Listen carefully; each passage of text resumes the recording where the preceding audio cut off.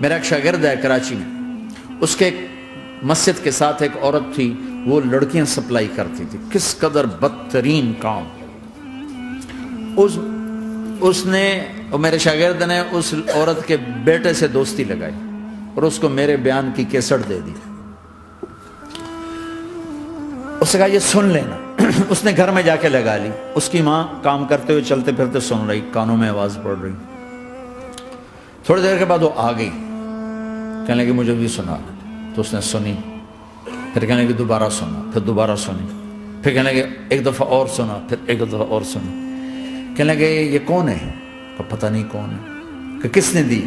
کہ یہ مولوی صاحب جو مسجد کا، اس نے دی۔ تو اس نے بیٹے کو لیا اور مسجد کے دروازے پر آ کے، لوگ تراویح پڑھ کے نکل رہے تھے، انہوں نے کہا میں یہاں کے امام سے ملنا چاہتی ہوں۔ تو آ گیا، امجد نام ہے اس کا۔ کہا مولوی صاحب یہ کیسٹ آپ نے دی ہے؟ کہا جی۔ یہ کون ہے؟ کہ میرا استاد ہے۔ کیا نام ہے؟ طارق جمیل۔ کہا اس نے کہا ہے کہ جتنے بھی گناہ کرو توبہ کرو تو قبول ہو جاتی ہے، تو میری توبہ قبول ہو سکتی ہے؟ تمہیں تو پتہ میں کیا کرتی ہوں۔ کہاں یہ بھی توبہ تو سب کی قبول ہے۔ کہ اچھا پھر میں تمہیں گواہ بناتی ہوں، میری توبہ، میری توبہ۔ اور اگلے دن مسجد میں آنا شروع کر دی تراویح میں، اور دعا کرے یا اللہ اگر میری توبہ قبول ہے تو مجھے اٹھا لے، اگر میری توبہ قبول ہے تو مجھے اٹھا لے، اگر میری توبہ قبول ہے تو۔ زور زور سے دعا کرتی، عورتوں کے اس میں جدھر عورتیں نماز پڑھتی تھی۔ 29 کی رات سجدے میں اللہ نے اس کو موت دی تھی۔ ساری زندگی لڑکیاں سپلائی کی اور موت آئی رابعہ بصری جیسی۔ توبہ ایسی چیز، اے اللہ میری توبہ قبول ہے تو مجھے اٹھا لے۔ 29 کی رات سجدے میں اللہ نے اس کی روح کو قبض کیا۔ تو میرے بھائیوں بہنوں، جتنا مجمع آپ موجود ہو، جتنا اس کے ذریعے سے سن رہا ہے، آج توبہ کر لو۔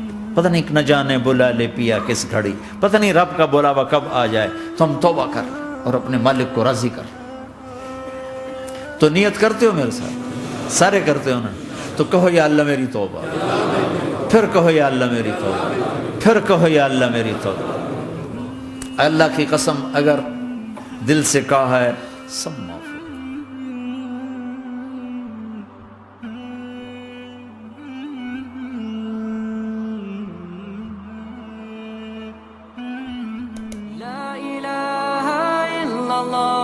محمد رسول الله عليه صلاة الله وآله والأحبة لا إله إلا الله محمد رسول الله عليه صلاة الله وآله